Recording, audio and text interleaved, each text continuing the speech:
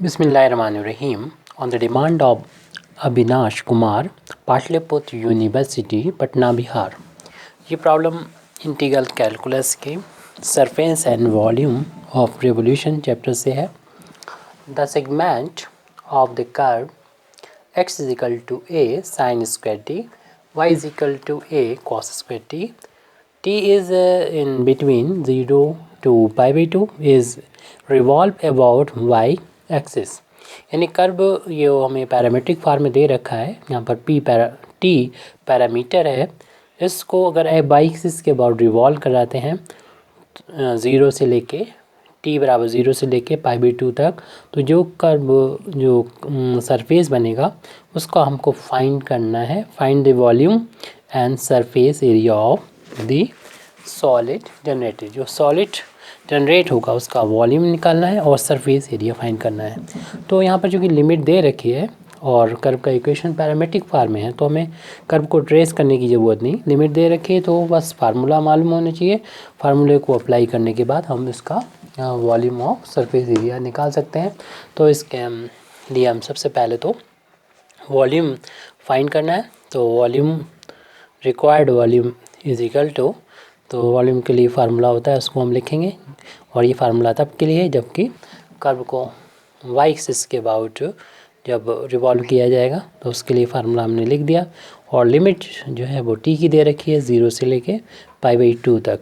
और कर्व का इक्वेशन हमको दे रखा है, तो उसके लिए हमें थोड़ी सी तैयारी कर लेना चाहिए थी कि जो कर्व दे रखा है उसके जो हमें ज़रूरत पड़ेगी वो वैल्यू हमें पहले निकाल के रख लेनी चाहिए। क्योंकि यहाँ पर चूँकि टी की वैल्यू दे रखी है लिमिट, तो ये डिफ्रेंसीशन जो है वो इंटीग्रेशन टी के रिस्पेक्ट में होना चाहिए। तो उसके लिए हमें डी टी से डिवाइड और इंटू करना पड़ेगा। तो इस तरीके की प्रॉब्लम आ रही है, तो ये वैल्यू हमें पहले निकाल लेना चाहिए। हमें बीच में निकालना पड़ेगा, इसलिए हम इस सवाल को हम यहाँ से स्टार्ट ना करके सबसे पहले तो जो गिवन कर्व का इक्वेशन है वहाँ लिख के, और जो जो हमें इन फार्मूले में आगे ज़रूरत पड़ेगी उनको पहले से निकाल के रख लेते हैं। तो सब सवाल की शुरुआत यानी सॉल्यूशन की शुरुआत यहाँ से होती है। The equation of the given curve x is equal to a sin square t and y is equal to a cos square t। ये कर्व का इक्वेशन पैरामीट्रिक फॉर्म में है, यानी यहाँ पर पैरामीटर t है और चूँकि हमें ज़रूरत पड़ेगी dx ओवर dt की, तो इस वैल्यू को निकाल के फाइंड करके रख लेते हैं। तो x को हमें t के रिस्पेक्ट में डिफ्रेंशिएशन करना पड़ेगा। x की वैल्यू है a साइन स्क्वायर t और a इंटू में है कांस्टेंट बाहर ले लेंगे। साइन स्क्वायर का डिफ्रेंशिएशन करना है तो स्क्वायर पावर आगे आ जाएगी और जितनी पावर होगी उसमें से एक कम हो जाएगा। 2 में से 1 कम करेंगे 1 आ जाएगा। लेकिन ये t नहीं था, साइन t था, इसलिए साइन t का दोबारा से डिफ्रेंशिएशन करना होगा और साइन का डिफ्रेंशिएशन होता है cos t। इस तरीके से dx ओवर dt की वैल्यू आ गई 2a sine t into cos t। तो जहाँ जब ज़रूरत पड़ेगी हम इसका यूज़ कर लेंगे। फ़िलहाल अभी हमें ज़रूरत dy ओवर dt की वैल्यू और फाइंड कर लेना चाहिए। dy ओवर dt की वैल्यू क्या होती है? dy ओवर dt की वैल्यू फाइंड करना होगी। y की वैल्यू हमें दे रखी है, गिवन है इक्वेशन नंबर 1 से a cos स्क्वायर t। और यहाँ पर a इंटू में है कांस्टेंट है बाहर ले लेंगे और डिफ्रेंशिएशन करना पड़ेगा हमें cos स्क्वायर t का, यानी cos t के होल अब स्क्वायर को। तो हम लोग जानते हैं इसको t समझते हुए जब इसका डिफ्रेंशिएशन करेंगे तो पावर आगे आ जाएगी और जितनी भी पावर है उसमें से एक माइनस हो जाएगा। लेकिन चूँकि ये t नहीं है, ये तो cos है, इसलिए इस cos का दोबारा से डिफ्रेंशिएशन हम लोग करेंगे। तो ये आ जाएगा 2a लिखने इस तरीके से। cos की पावर 1 बचेगी तो 1 तो लिखने की जरूरत है नहीं। और cos का डिफ्रेंशिएशन हम लोग जानते हैं माइनस का साइन t होता है, तो लिख दें, माइनस को शुरू में लिख दें इस तरीके से। माइनस का 2a sine t cos t value आ गई है ये dy ओवर dt की। जहाँ ज़रूरत होगी वहाँ पर इसका यूज़ कर लेंगे। हमको आगे चल के ज़रूरत पड़ेगी जब हम निकालेंगे सरफेस ऑफ रिवोल्यूशन, तो ds ओवर dt की ज़रूरत पड़ेगी। तो इसके लिए फार्मूला होता है, उस फार्मूले में हम लोग जानते हैं ये वैल्यू होती है dx ओवर dt की, जो हम वैल्यू फाइंड कर चुके हैं। इसका स्क्वायर और dy ओवर dt की, ये भी वैल्यू हम फाइंड कर चुके हैं पहले। तो इन दोनों वैल्यूज़ को जो ऊपर हमने फाइंड की थी dx ओवर dt की वैल्यू, यहाँ पर पुट कर देंगे, जो आई थी value 2a sin t into cos t, ये यहाँ पर पुट कर दे, इसका स्क्वायर करना है। ये भी वैल्यू dy ओवर dt की वैल्यू आई है माइनस का 2a sin t into cos T, उसका होल अब स्क्वायर। अब स्क्वायर ब्रैकेट हटाएंगे तो सभी का स्क्वायर हो जाएगा, यानी 2 का स्क्वायर 4 हो जाएगा, a का स्क्वायर हो जाएगा, साइन का स्क्वायर साइन स्क्वायर t हो जाएगा, और कॉस का स्क्वायर कॉस स्क्वायर t हो जाएगा, माइनस का स्क्वायर प्लस हो जाएगा, 2 का स्क्वायर 4 और a का स्क्वायर a स्क्वायर, और साइन का स्क्वायर साइन स्क्वायर t और कॉस का स्क्वायर कॉस स्क्वायर t। इस तरीके से देख रहे हैं कि ये दोनों एक ही जैसी वैल्यू आ गई हैं, और इसलिए ऐड होने की वजह से 2 टाइम्स हो जाएंगी ये 4a स्क्वायर और sine square T into cos square T. इसको 8 टाइम्स भी लिख सकते थे, लेकिन हमने देखा कि 4 का स्क्वायर रूट लेंगे तो 2 आ जाएगा, ए स्क्वायर का स्क्वायर रूट लेंगे ए आ जाएगा, और साइन का भी स्क्वायर है कॉस का भी स्क्वायर है, तो स्क्वायर रूट से ये तो बाहर हो जाएंगे, लेकिन ये 2 जो है वो स्क्वायर रूट के अंदर ही रह जाएगा। ओनली हमें value sine t into cos t मिलेगी। ये value d s over d t की है, जो हम आगे चल के यूज़ करेंगे। अब हमारे लिए जो भी फार्मूले में वैल्यू आगे आने की ज़रूरत थी वो हमने सभी पहले से निकाल के अभी रखी हुई है। अब हम जब वॉल्यूम की बात कर रहे थे तो द रिक्वायर्ड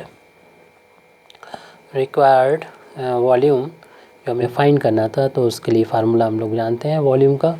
वो फार्मूला जो कि ध्यान रहे कि ये तब के लिए जब वाई एक्सिस के अबाउट रिवॉल्व कराते हैं, तो उसके लिए फार्मूला पाई एक्स स्क्वायर डी वाई होता है, लेकिन जो लिमिट है वो टी की वैल्यू क्वेश्चन में दे रखी है 0 से लेके π/2 तक है। अब इसलिए टी के रिस्पेक्ट में ही इंटीग्रेट इसे करना चाहिए। एक्स की वैल्यू इक्वेशन नंबर 1 से हम टी की फॉर्म में डाल देंगे, और डी वाई की वैल्यू तो नहीं हमारे पास, हाँ डी वाई और डी टी की वैल्यू है, तो डी टी से इंटू और डिवाइड कर लें। तो इसी को हम अगले पेज पर यहाँ पर लिख रहे हैं। तो रिक्वायर्ड वॉल्यूम के इक्वल चल रहा है ये, जिसको हम अगले पेज पर लिख रहे हैं। v is equal to integration t is equal to 0 to π/2, और हमने यहाँ पर लिखा था पाई एक्स स्क्वायर, अभी ऐसे ही लिखा रहने दें, और जो डी बाई था उसे लिख सकते हैं D by over d T और इंटू डी टी, इस तरीके से, क्योंकि ये वैल्यू हमें पता है, हम लिख देंगे वहाँ से। पाई इंटू में है कांस्टेंट है, तो इंटीग्रेशन के साइन से बाहर लेंगे, तो लिमिट 0 से π/2। अब एक्स की जो वैल्यू है वो यहाँ पुट कर दें। एक्स की वैल्यू गिवन थी ए साइन स्क्वायर टी, वो लिख दें, इसका लेकिन स्क्वायर है, और d y over d t की वैल्यू जो हमने अभी फाइंड की थी पीछे, वो लिख दीजिए माइनस का 2a sine t into cos t. तो ये वैल्यू लिख देंगे, यहाँ पर नोट कर देंगे, माइनस का 2a sine t into cos t, और ये डी टी जो लिखा हुआ है वो यहाँ पर हम लोग डी टी लिख देंगे, और जो कांस्टेंट है माइनस का 2a और होल स्क्वायर जब ओपन करेंगे तो वैल्यू आ जाएगी v is equal to pi बाहर है, और limit 0 to π/2। Whole square open करेंगे इसका, तो a का स्क्वायर a स्क्वायर हो जाएगा, और साइन की पावर हो जाएगी ब्रैकेट अंदर, और बाहर की पावर का मल्टीप्लाई हो जाएगा, तो पावर 4t हो जाएगा, और माइनस का 2a है यहाँ पर, ये इसको हमने एक ब्रैकेट में लिख दिया है, और इनटू में चल रहा था sine t into cos t, ये सब मल्टीप्लाई में, ब्रैकेट में सिर्फ 2a लिखा हुआ है माइनस का, और साइन और 4t लिखा हुआ है। अब जो कांस्टेंट है इनको तो हम इंटीग्रेशन के साइन से बाहर कर देंगे, तो कांस्टेंट ए स्क्वायर है, और इधर माइनस का 2 है, जो कि हमने ब्रैकेट में लिख रखा है माइनस की वजह से, और लिमिट 0 टू π/2 है, इंटीग्रेशन लिमिट 0 से π/2। साइन की पावर 1 ये है और 4 ये, तो कुल मिला के साइन की पावर 5 हो जाएंगी टी, और ये कॉस की पावर 1 है, कॉस टी डी टी है। अब इसको सॉल्व करने के लिए हम लोग इस फार्मूले का यूज़ करेंगे, तो आपको अच्छी तरीके से इस फार्मूले को याद रखना चाहिए। ये लिमिट 0 से π/2 है तब के लिए लगता है, और साइन की पावर m हो थीटा इंटू कॉस की पावर n थीटा हो डी थीटा। तो इस फार्मूले को जब हम लोग अप्लाई करेंगे तो याद रखें कि इसकी वैल्यू होती है गामा m+1/2 और गामा n+1/2 और होल अपान में 2 टाइम्स m+n+2/2। तो इस फार्मूले का हम लोग यहाँ पर यूज़ करना है, अभी दोबारा से भी 2 बार यूज़ करेंगे। तो इस फार्मूले की वैल्यू को हम जब अप्लाई कर रहे हैं तो हम देख रहे हैं कि जो कांस्टेंट है बाहर, इनका आपस में मल्टीप्लिकेशन कर लेंगे, तो माइनस का 2 बाहर ले लिया, और a की पावर देखिए 3 हो जाएगी, तो ए की पावर 3 इंटू पाई हो जाएगी। और इस फार्मूले को जब अप्लाई करेंगे तो एम की जगह पर 5 हमें नज़र आ रहा है, तो गामा 5 + 1/2 हो जाएगा। साइन की पावर 5 थी और कॉस की पावर नहीं लिखी तो 1 है, तो 1 एन की जगह 1 है तो n + 1/2 था, यानी 1 + 1/2 हो जाएगा। 2 टाइम्स m की जगह 5, n की जगह 1 + 2/2। इस फार्मूले को लगा के वैल्यू फाइंड करेंगे। 2 से 2 देखने के ऊपर नीचे ये कैंसिल हो जाएगा, तो हमारे पास बचेगा -a³ पाई इंटू ये गामा 6/2 हो जाएगा, गामा ये 2/2 हो जाएगा। और इनको ऐड करेंगे तो 8/2 हो जाएगा। तो बचा है -a³ पाई और गामा 6 को काटेंगे 2 से, गामा 3 हो जाएगा और ये कैंसिल होके 1 टाइम्स 1 हो जाएगा। अपान ये 8 को काटेंगे 2 से तो 4 टर्न हो जाएगा, गामा 4 हो गया ये। अब ये वैल्यू हो जाएगी -a³ इंटू पाई और गामा को जब हम फैक्टोरियल में चेंज करते हैं, जब ये पॉजिटिव इंटीजर होता है तो ये कम हो जाता है, गामा 3 है तो ये फैक्टोरियल 2 में बदल जाएगा।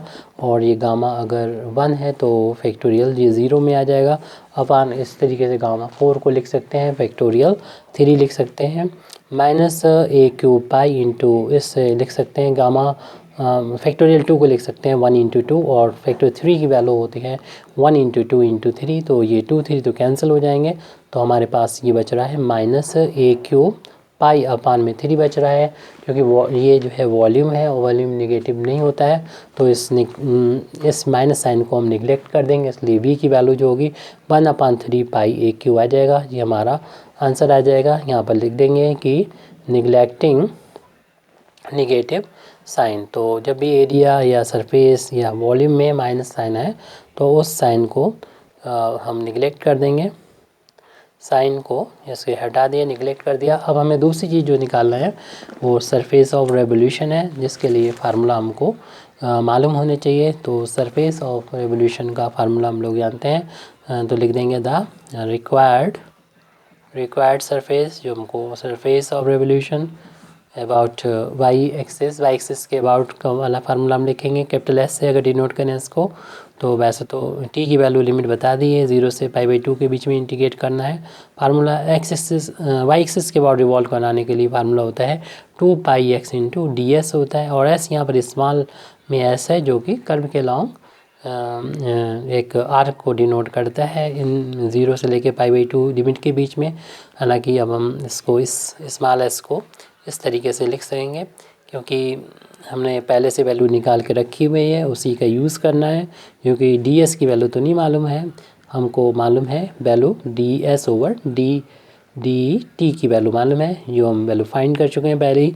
तो हम इस वैल्यू को उठा के रख देंगे और x की वैल्यू कोई क्वेश्चन नंबर जो गिवन था 1 उसमें से लिख देंगे। 2π में है, कांस्टेंट है, तो इंटीग्रेशन के साइन से बाहर ले लेंगे 2π को। लिमिट यहाँ पर t की है 0 से π/2, तो t के फार में ही, तो हमने यहाँ पर ds से जब dt से डिवाइड किया था dt से इंटू भी करना होगा, और लिमिट t की हो गई। अब कोई प्रॉब्लम नहीं, सारी चीज़ें t में होंगी, क्योंकि x की वैल्यू भी हम इक्वेशन नंबर 1 से पुट कर दे रहे हैं। हमारा शुरुआत में x की वैल्यू दे रखी थी a साइन स्क्वायर t, हमने x की वैल्यू यहाँ पर पुट कर दी है। उसके बाद हमें रखना है ds/dt की वैल्यू, जो हम पहले ही फाइंड करके निकाल चुके हैं, जिसकी वैल्यू आई थी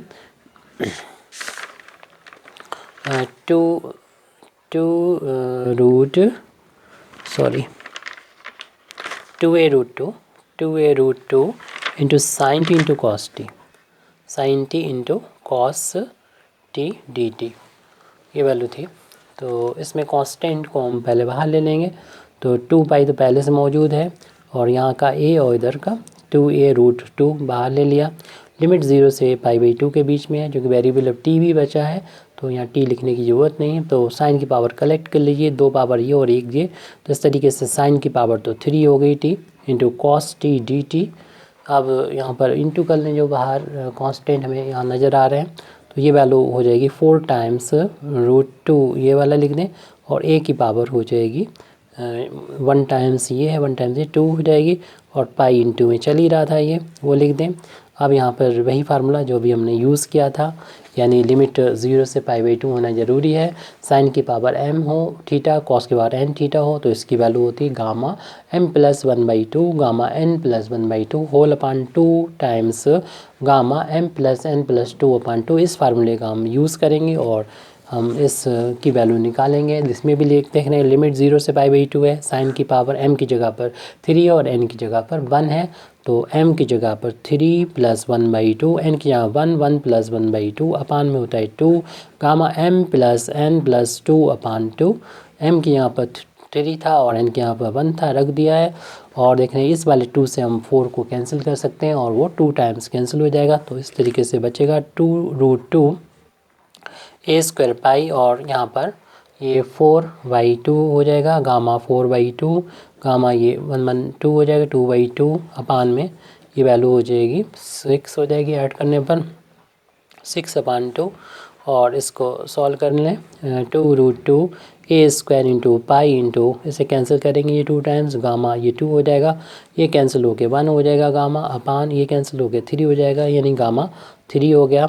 और इसको जब हम गामा को फैक्टोरियल में बदल सकते हैं तब जबकि ये पॉजिटिव इंटीजर हो, तो इसलिए हम इसको फैक्टोरियल में बदलते हैं तो एक कम हो जाता है। फैक्टोरियल गामा 2 है तो फैक्टोरियल 1 हो जाएगा और गामा 1 है तो ये 0 हो जाएगा फैक्टोरियल में, गामा ये 3 है तो फैक्टोरियल में 2 में बदल जाएगा, इसी के बराबर होता है ये।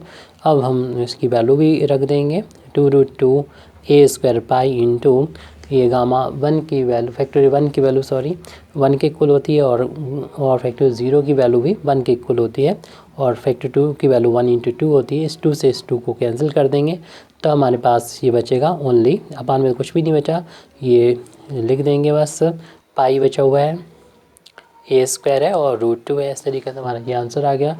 Thank you very much indeed for listening me. वाखिर दावाना अल्हम्दुलिल्लाहि रब्बिल आलमीन।